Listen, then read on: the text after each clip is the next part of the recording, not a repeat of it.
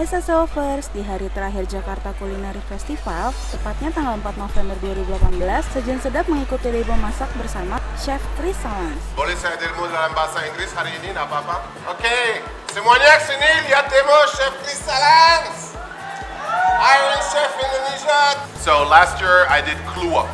The last Jakarta Culinary Festival when it wasn't out here, I did tempe.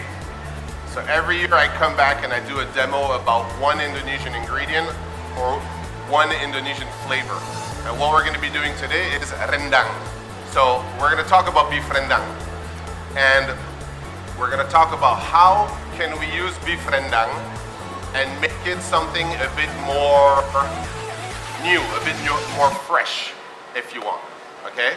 I'm just going to use it to make a rendang carpaccio. Chef Chris kali ini menyulap rendang menjadi carpaccio yang merupakan makanan Itali. Yeah, so I'm going to take the beef rendang and I'm going to shred it into little pieces. And then we make a croquette, so in a ball shape. With the rendang oil, Swinny, you can start plating the tastings.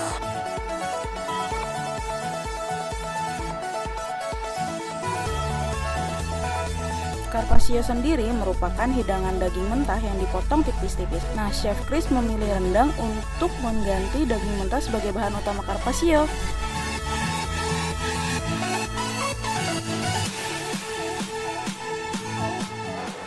Yeah, you can go like that if you want, or you can go like this if you want, it depends where you're from.